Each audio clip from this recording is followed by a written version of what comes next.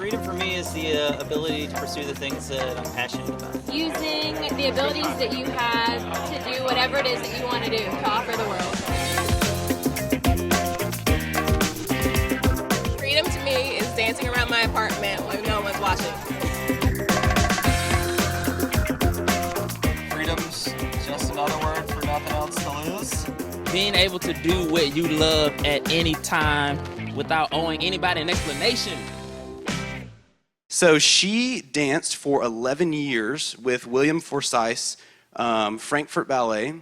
She has been the choreographer for the Boston Ballet, the Washington Ballet, the Royal Ballet of Flanders, Ballet West, Dance Theatre of Harlem, the Scottish Ballet, Dresden Ballet, Vienna State Opera, Oregon Ballet Theatre, Singapore Dance Theatre, and many others. She's done a few things. She's also the Master of Fine Arts in Dance from Hollins University. And since 2012, she's been the choreographer in residence at the Atlanta Ballet. She was also an actress in New York City, and she worked with the Wooster Group and video art filmmakers. So let's give a round of applause for Helen Pickett.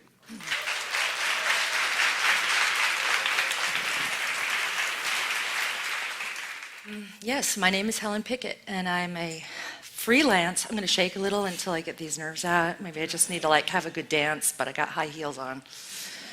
So it might be a floor improv. But I got white pants on, so that's not going to work either. And I can't raise my hands higher than this, so forget it.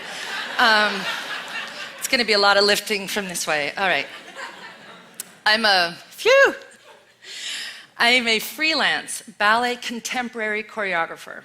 I am also the resident choreographer for Atlanta Ballet. I love that. And I am a workshop leader for creative potential through movement. I work in the United States, Europe, and Asia. And through these 4 years of being with Atlanta Ballet, I've only felt included like family, and I have felt a great warmth from this city. So even though I'm not from the South, I guess Southern hospitality really is something I didn't know. Now, where's my clicker? Oh, yeah. Okay, so I have come here to speak about freedom. Let's see if yeah, there it is. Now, this is a vast idea, a monumental concept. So I thought today to speak about artistic freedom and freedom of expression. Freedom. The very word is a balm, a sigh of relief, the realization of self-actualization. It is the spark of an idea, the smell of honeysuckle in the South, the touch from a loved one, the sound of the wind through the leaves, the view of glorious sunset. It's working. The feel of the world around us. It is a life force coursing through us, all of us. I'm reminded of an article that I read about Cézanne in the Smithsonian Magazine. And he was on his deathbed, and the life force was coursing through him, his art, his craft. He couldn't stop. 6 days before he died, he asked his art dealer for a new set of paints. That is what I call freedom of expression, and that is what freedom of expression can give you. And the beautiful truth is, hello? That's right, it rang it because it can be fostered, guided, and taught. I have found through my years of being a dancer, an actor, and now a choreography that one must be a wee bit, just a wee bit, of an iconoclast. Rebels. Any rebels in here? I hope. Yeah. Woo! You must enjoy or learn to enjoy bending the rules and taking risks. After all, as Martha Graham, the modern dance pioneer, said, there is only one of you in all time. This expression is unique, and if you block it, it will never exist through any other medium, and it will be lost forever. Sad, sad, sad, sad, sad, sad. We don't want that. Being an iconoclast is not always comfortable, but comfort, as we all know in here, is really overrated. Soren Kierkegaard said it well. To dare is to lose one's footing momentarily. To not dare is to lose oneself. So let's get down to business. Freedom of expression wants you. We must foster courage in ourselves. How do we do this? We listen to our innermost artistic desires. How do we listen? Think about it. We are creative. Every breath of our day is an act of creation. Every thought, every smile, every emotion. We are in a constant state of creation. And through that creation, we find our personal artistic freedom. Henry Miller said, "It is only when we make ourselves a part of creation that we begin to live." So it is an act of awareness. And I'm calling this awareness an action. And action begets action. And freedom of expression takes practice. And that journey is completely worth it. Movement is action. We all know that physical exercise can pump up those good feeling chemicals like endorphins and adrenaline into our system. And these endorphins put us in a place of possibility because we feel good. When we feel good, we tend to feel our creative power. We sing, we dance to good music, or bad music, because we're feeling good. We get a spark of an idea, and then we let those sparks disappear into the ether with the waning endorphin rush. So we must not wait for inspiration, but look for it. The trick is to acknowledge these states of euphoric creativity and ideas that come from that energy. One of my favorite quotes, oops, that is too, there we go. Success favors the prepared mind. Also, chance favors the prepared mind. I live this quote daily. I can't tell you how many times I said this speech in my kitchen when I was cooking or in the bathroom. So if it's not a success at the end, I did prepare. It's my fault. I have found that preparation is huge. It's a huge factor in finding freedom. Preparedness is simply practice and intention. And we all know how to practice. Reduce it to brushing your teeth, yeah? Practice can also be called forming good habits. Now, movement exercises that are anchored in the creative, dare I call it dance, spark even greater possibilities in our being simply because we are using more of our body. We are not locked in a chair, our body's inert. We are in a total body action, and action begets action. I have produced and led creative movement workshops for 15 years. And I have witnessed the lights go on in people's eyes, and it is remarkable. These people start to accept their creative potential, spurred on by the use of their whole body, and that is their freedom. Can you imagine a place in a corporate office where you could put on some music and just dance? Get out of that chair, stop being inert. That's what I call getting out of the cubicle. I have found that the ever-powerful word yes gives human beings more space to create. The yes is a breath of freedom. We have all felt the fear when we go into new ideas. How do we face this fear? We take it one step at a time. We choreograph our dance one step at a time. With each step, we reduce the size of fear. And soon this fear is just as tall as we are. And we see, as we look at it in the eyes, it is not so insurmountable. This takes practice. I like thinking of artistic expression as a many-branched tree. Each branch offers another insight to freedom of becoming. This is one phrase I say to myself every day as well. So there's 14 phrases I say to myself every day. It's a long list. I have to wake up early. I don't know what to say. But take the excuses away. Take off the clothes that are stopping you, yeah? Just strip yourself of your excuses, one excuse at a time. And when you think or feel that this practice of finding your artistic freedom, freedom of expression, is all too much work, well, think of the alternatives.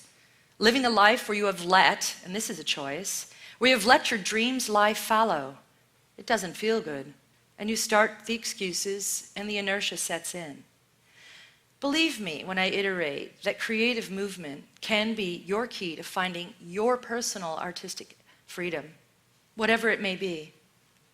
Sandra Fraley, one of my favorite writers. If we are free to create ourselves in our dances, and I'm calling our lives our dances, then our freedom to choose draws us into new performance of our own. You can practice becoming receptive to your ideas. Fraley goes on to say, receptivity is a part of a reciprocal cycle. Receptivity is a part of a reciprocal cycle. Receptivity defines an alert and listening space in consciousness. Space needs to be given to an individual to find his or her freedom through whatever task is being undertaken. Dance begins where words end. And again, I'm calling dance your life. You can create templates, plans, actions, bullet lists. You can find inspiration everywhere, and the physical world is rife. Most of us have the potential to see and take in beauty of our future world. Our physical world, not our future world. That would also be good, but we can't tell the future. I think I just said that in my last ballet. Did anybody go see Atlanta Ballet last weekend? Okay, 4. It's the same thing as people that went to the booths. That's good. Okay. Well, maybe we can up that next year. In March, as a matter of fact. That's my next premiere. So hey, I'm watching. Okay, now I'm on Twitter with you guys, Instagram, so I'm going to hound you. I had a social science teacher in the 9th grade that taught us, or gave us the opportunity, I should say, for 1 month in the same walk to school, the same couple of blocks, that we had to find new detail every day. We would come in and tell her about these new details. And she taught me how to see and enjoy finding detail. Looking for detail is a practice in finding inspiration. Meander, the classical poet, said, "The sun that lights us all, the stars, the sea, the train of clouds, the sparks of fire. If you live 100 years, or only a few, you can never see anything higher than them." A personal story of how I start a choreographic process in a studio or a place, Grace Cathedral, with hundreds of new dancers, is I let them know that I want to have fun in the studio. The audible breath is palpable, yeah? It's like the out breath is like, oh, fun? Okay. Then I let them know I have high expectations, kind of sucks in again, they go, oh my God. And then I say, but I do want your voice to be a part of this creation. I want this to be a collaboration. Hearing that you have power over your process, your life, is inspiring. It gives you energy for the journey, gives you energy to take risks and become an iconoclast. Sensory input is crucial to the freedom of expression. In my Essentials workshop, I offer exercises that work with proprioception, touch, listening, and focus. This is Sandra Fraley's explanation of proprioception. I like to define proprioception as the skin listening. It can teach us the bounty of the human body's capacity at sensing our surroundings. And to sense our surroundings, we could think of it this way. Now that's a huge concept, just like freedom. But it is freedom. We have to learn to enjoy these vast ideas, and then we can see that things are possible for us. The senses are remarkable go-tos for creativity. Just learning how to listen, and I mean to music or your partner, can open doors to many other kinds of listening. For example, listening to your ideas without judgment. Just get that judge, brush it off, flick it off your shoulder, get it out. And I like to teach this listening with first choice, best choice. The more you can cast the judge off, the more you can allow, yes, allow, freedom of expression to come. This leads to your untapped potential. In keeping with the ideas of the sensory input and kinesthetic awareness, which seems to be integral to freedom of expression, let's revisit the ideas of choice and the power of yes. So, I didn't know I was going to be a choreographer. I didn't know that this desire lived in me. And I was leading a workshop at MIT, for MIT, at the Boston Ballet Studios. And an old friend of mine, Mikko Nissinen, had just become director. So I went up to him and I invited him into my workshop. I said, this is what I'm doing now. And I demonstrate a lot, I dance a lot because it's based heavily on improvisation. And we had dinner, went home to New York. 2 months later, he called and left a message on my phone asking me if I wanted to choreograph for the Boston Ballet. Well, I had to have my husband listen to this message because I didn't believe it. I was like, can you? Because it's not. And in fact, it was. And I knew I had to say yes. I didn't know why, but I knew I had to. The fear crept into my consciousness, and I allowed it to be there.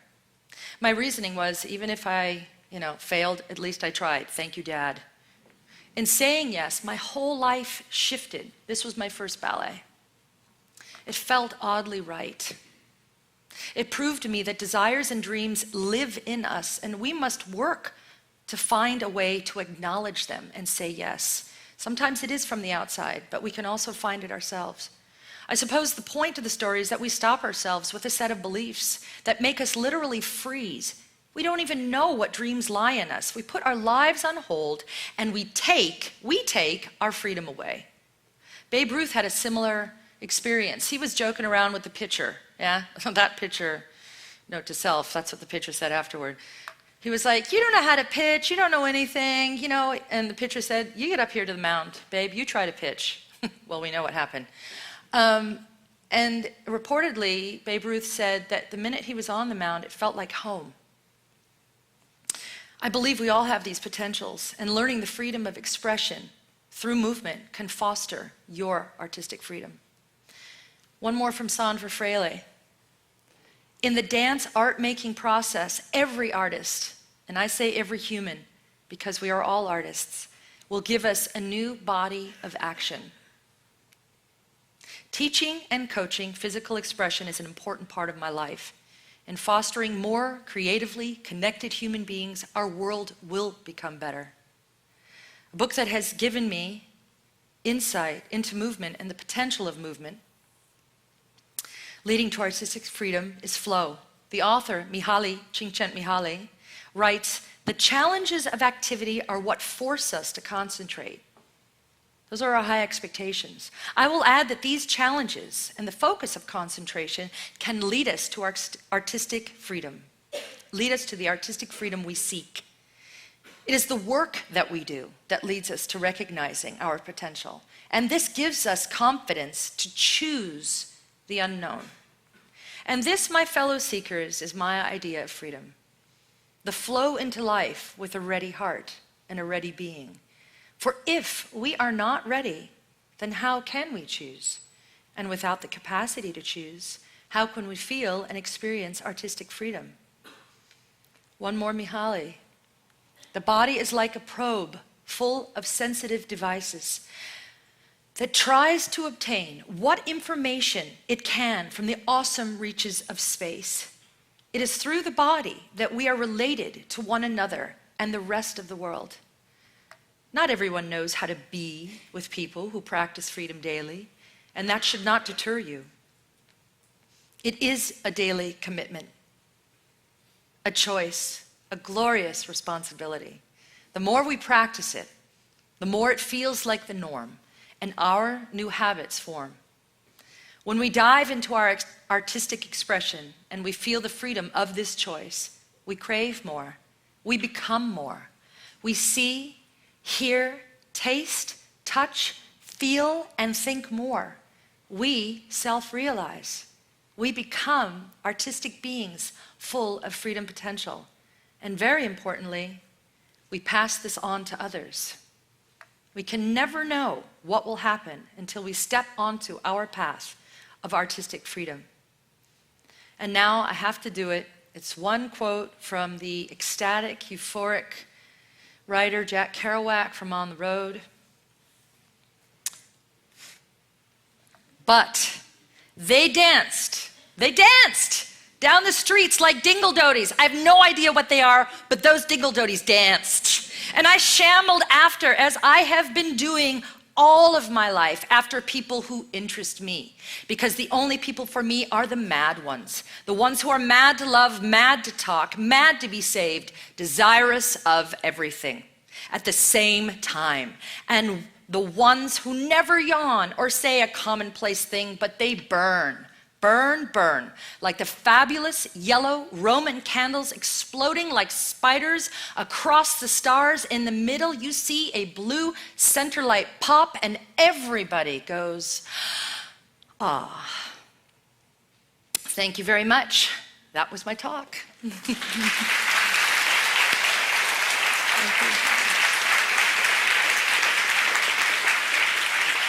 Thank you. Thank you. Okay, so we're going to do a Q&A with Helen. So if you have a question, raise your hand. I will do my best to run the microphone to you so you can hear the question on the video, and then she will answer. How do you balance the challenges of capitalism and business as a freelance artist? How do you kind of juxtapose that? Yeah, that's a good question. You know, I'm a worker bee. I am constantly preparing, you know, the plan A, B, and C. That's why I went back and got an MFA, because I thought, okay, when this goes bust, my really fun freelance career, then I have something to fall back on. And I'd never had a fallback before that. And I think that's important. My dad taught me that if you want to be an artist, don't have a backup plan. Now, I know that's hard to say when you're like, $0, need to eat, but I'm a free artist. So I think it's, you know, I'm 46. It took me a while to get here. And I've been, like I said, I've been working toward various dreams for a long time. And right now I'm riding this wave, and I have no idea when it will end. But, you know, I'm not a rich or wealthy person, but I have a great life. I have a great husband who's also a freelancer. And what that does give you is a lot of freedom to, maybe I should have talked about that. The freedom of being a freelancer. It gives you freedom to change up quickly. I think that's what I like the most. And it gives you freedom to make your own schedule constantly. It is constant work, that's what I will say. You have to be 2 years ahead. Because if you're not, you'll be like, what happened to this year? My question is, what is your definition of success, and how has that driven you to work towards your dreams? Oh, God, I gotta lean on something for this. Okay, my definition of success, man, I mean, is to strive for something you love. If you're working in a job and making $1 bajillion and you come home with a brow like this, and you're snapping at your partners and your kids, and you got your 40 BMWs, and then you're like this and have to have 40 scotches at the end of the day, that's not my idea. You like all these huge numbers? 40 scotches, man, that would... that's not my idea of success. My idea of success is actually, you know, striving for something that you actually want to do. And like I said, we don't always know what that is. Like the choreography. I mean, the fact, it's like a V8 moment. Where's my mic? Okay, bam! It's like a V8 moment. I couldn't believe that I hadn't started this choreography sooner. I love it. And when you actually practice, even if it's not your job, but if it's on the side and you practice something you love, or something that you have interest for, that will start new roads forming. That will start, you know, we can see in brain imaging now, we can see that neurons actually attach with new habits, and they actually detach when things are not needed anymore. I mean, so that's, you know, even if it's not your job, try to find something that you really enjoy, and that is success. And that is also working toward a dream. And then, I have to say it again, people don't like to hear this, but it is work. It's work. And the work can be really fun. And the work can be really grueling, and like, I just want to throw this piece of machinery over to these two guys so they catch it so I don't have to buy a new one. But no, it is like that, and that's the way it is. I don't know what else to say. That's what I have found my whole life. Yes? What would you say are the keys to collaborating in what you've experienced, especially when you're collaborating with other artists or creatives? That's a great question. You know, you have to you have to choose to stay open. So in the studio, when I say I want a collaborative process with dancers, I start with an idea, and very often, and this is tactic, I say, you know, I'm stuck here, I'm stuck. Okay, I don't know what to do from here. Does somebody have an idea? And someone, or a few, will come up and say, what about that? So and then I'll say, oh, that's pretty good. I'll take the first part of it. So it's almost like you stay in the positive and you say, I'll collaborate that far, and then so I'll take the first part of it, but this reminds me of that rather than that. So it's a pendulum of going back and forth. So then when I collaborate, for example, with lighting designers or costume designers, it's a constant back and forth conversation. And what both parties have to agree on, and it's not like, hey, are we going to agree on this? It's kind of, it's a dance. You have to agree on disagreeing, and you have to let that disagreement go so you don't hang on to it. And say, again, you know, I really like the color of this top, but I don't like the shape of the sleeves. Then there's a positive in there. Okay, I'll go and change the sleeves. Or the light back there is too distracting. Can we take it down 10%? So when you collaborate, I found has helped me to know a little bit about the other person's, art. So I have learned the basics of lighting. I know I can say, oh, that parcan. Or the high side, they don't call it a spotlight, they call it a follow spot. That was checked. So I learned the basics, and also the basics of costume design, you know, hem. No, I'm kidding. I guess, so it's an open conversation, and you have to be willing to hear no. And not hang on to the no. You can shape the no. It can become, I speak German because I lived there 11 years, but it can become a jein. That's ja and nein. That's a yes and no. Jein. Jein. It's going to be new. Anybody else? One more question. Oh, okay, yes. Hi. Hi. I can talk loud. Okay, so can I. How do you get rid of... Okay. How do you get rid of, like, when you're having the creative block? Like, I'm sure every day you have to be creative and on point, and some days you wake up and you're just like, I don't know what to do. When I'm not in a creative process, I actually listen and I do something else. I'll go to a movie. I'll sit on my sofa and stare at things. I'll drink. No. When I am in a creative process, I let go of that thing. I have this rule now. If I've been working on, so I'm here, I'm stuck here. I'm like, Sarah, my ballet mistress says, Sarah, okay, let's try this. If I try something more than 3 times now, I know I'm gonna cut it later on, so I just cut my losses sooner. And I cut it, and I go to a completely new section of that, whatever I'm doing. I just will let it go. And something else I've set up for myself, when I make new ballets now, or when I write, I have a burst of creativity. I go in there and I work really fast because I've prepared like a mad woman for months or years. This new ballet next year, Camino Real, I've worked on now for 2.5 years. And that's no movement. That's everything around what I want to do. So I have this creative block of time, and then I go away for about 2 or 3 months, so I leave Atlanta, and I come back. And that time is editing. And editing is tantamount to making good art or anything. It is, I mean, you've got to learn how to edit and like to edit. And you have to learn to let go of things. You just do. You have to learn. So the block in the creative process, I step away and I start a new phase. I'll just stop it. Sometimes I start at the end of the ballet because the endings and beginnings are hard for me. So sometimes I won't start at the beginning because that's like, beginning! But I'll do the, but I'll do the end, you know? And if the end is too, you know, if it's like that woolly mammoth of fear like this, I'll go right to the middle. Or in writing, I'll go back to a book that inspires me. So I try to find inspiration somewhere else. I'm always looking for inspiration to stop the block.